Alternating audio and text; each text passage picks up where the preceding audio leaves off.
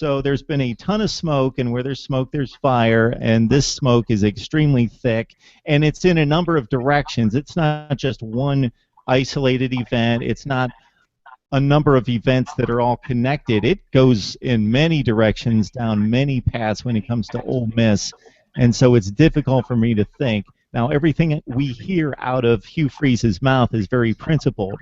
He's a highly religious man.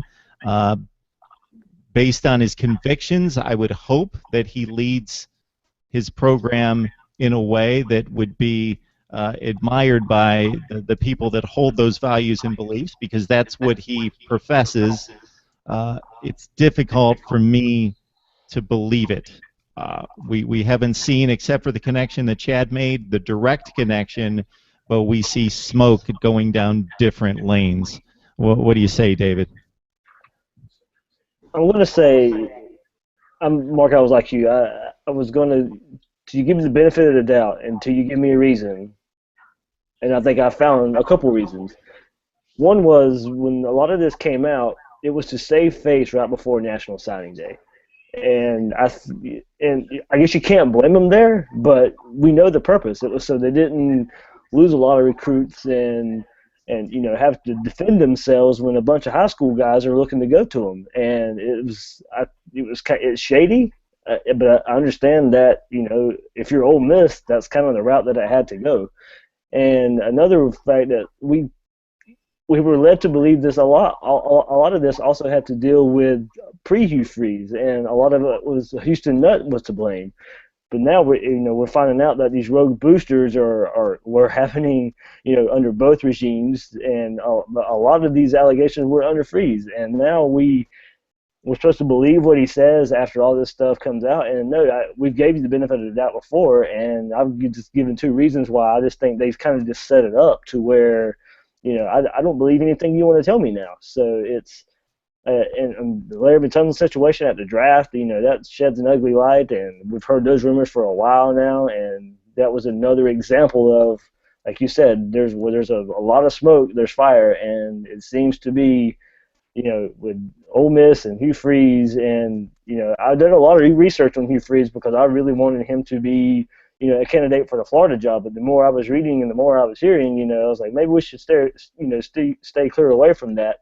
And we talked about it a couple weeks ago where Mike Bianchi, Orlando Sentinel writer, had basically said Jeremy Foley, without saying Hugh Freeze's name, was not a candidate because of past transgressions and what was going on. So, if all this smoke comes up from multiple places, no, I don't think I'll believe what Hugh Freeze is selling right now.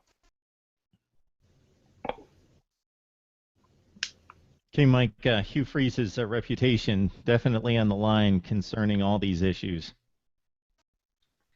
Well, I think you guys know how I feel about Hugh Freeze as a Tennessee fan. First of all, I agree with you. I don't like to impugn the integrity of individuals, particularly ones I don't know personally. But when you, just like David said, where there's smoke, oftentimes there's fire. Not always, but oftentimes. If you go back to Hugh Freeze's start of his collegiate career, it was all about Michael Orr. It was Eddie Orgeron's remarkable class at Ole Miss. Of course, Hugh Freeze was Michael Orr's high school coach. Michael Orr commits to Ole Miss, shows up, signs on campus, and Hugh Freeze is hired a week or two later as the assistant athletic director for football operations at Ole Miss. So, I mean, possibly Memphis is close to Oxford.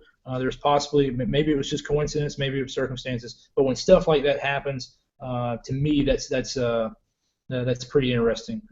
When a number one overall recruit goes to a school that doesn't have that pedigree. Again, that's just one incident. Of course, it rubs Tennessee fans the wrong way, of which I'm admittedly a Tennessee fan. They stole right from us. But you look at that. Here's the other thing. A lot of these coaches have years and years and years in the college ranks. Hugh Freeze only has really 10 years in the college ranks. So I think there's a lot of learning going on. I think Hugh Freeze has done a lot of learning. Here's the other thing. I think where a lot of coaches go astray, and I think this is probably the case with Hugh Freeze, is not the direct guidance of nefarious activities. It's the willingness to look the other way. I think that's what gets a lot of coaches. A lot of coaches probably know that there's stuff going on, and instead of going out there and getting rid of that amongst the boosters and the players, and finding areas where they can improve, they manage just in the facility. They go to their recruiting trips, they follow the recruiting rules, and then they go back to the facility. And if something happens back in the hometown and they don't know about it, there's not much they can do. They're busy reading, watching the film, getting the playbooks ready, and making all the phone calls to the recruits. Where you get coaches who run really clean programs are the ones that go out and they tell the boosters, you are killing us if you do the bad things. They go out and they actually create this culture of compliance amongst the people who don't have necessarily who aren't necessarily bound by the university on like a jobs basis. You can't hire or fire. They create that they create the culture of compliance amongst the stakeholders, not just the employees. I think that's probably where a lot of coaches go astray, is they don't address that culture outside of the formal university structure. Now, here's what Hugh Freeze has as his advantage. Ross Bjork, I think, is one of the two best athletic directors in the SEC. He's very good at communication. He's very good at managing, administrating, and leading that athletic department.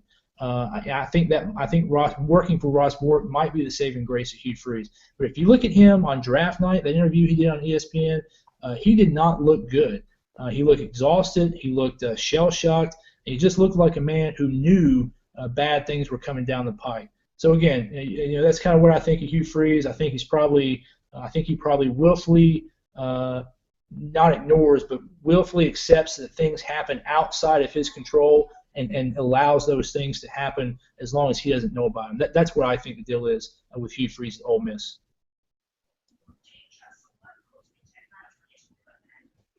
Chad, did I answer your question? Yeah, I think that's it's a good take on all of it. I think you have to consider that it's a good point, Mike, that there is some learning curve. It was brought up that there were some things that happen in recruiting that they may or may not have been aware of, but at the same time, I know that these coaches have to attend clinics. They have to attend different training and things of that nature where these types of issues are brought up. The fact that you have an FCA group leader that was involved in this, that part of it to me is just kind of sets you back a little bit. Freeze did state that some of the offenses that involved some of his assistant coaches were not fireable to him, and I think a lot of that goes to the fact too, Mike, you pointed out, and other coaches have said, it's his integrity and where he stands. Mark, you brought that up as far as his his religious beliefs and where he stands. So he probably could be very very loyal to a fault, and that might end up biting him.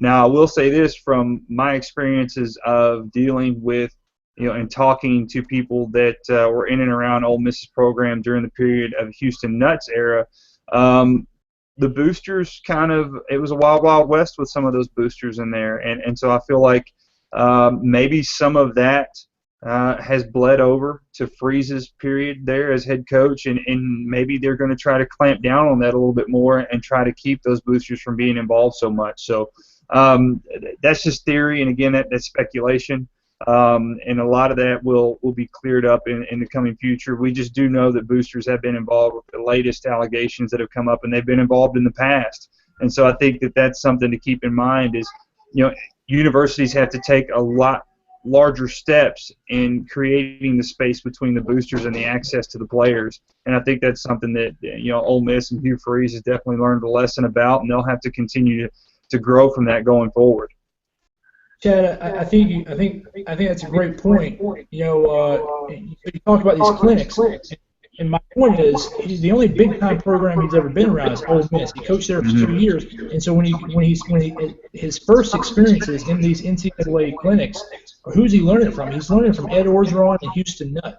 I mean, they're probably both great guys, but I mean, when we look at the history of coaches who do questionable things, I mean, those are two names that come up. So that's who he learned from when he first became a college coach. Then he had his time at Lambeth, I believe, is a NAIA school or not a FBS school certainly, and then 2 years at Arkansas State, and then back to Ole Miss, where you talked about the culture of compliance certainly wasn't in place under Houston Nutt. We know that for a fact.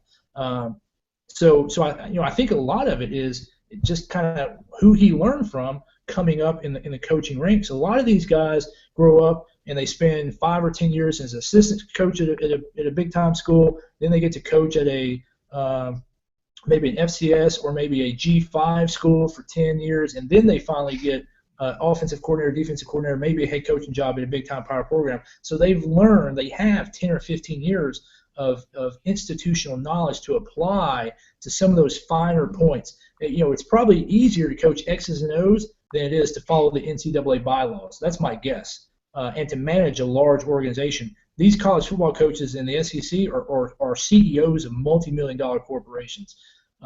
So I think maybe that may be one of the issues with Hugh Freeze Ole Miss is maybe he just didn't have a really solid base when he took over that program there.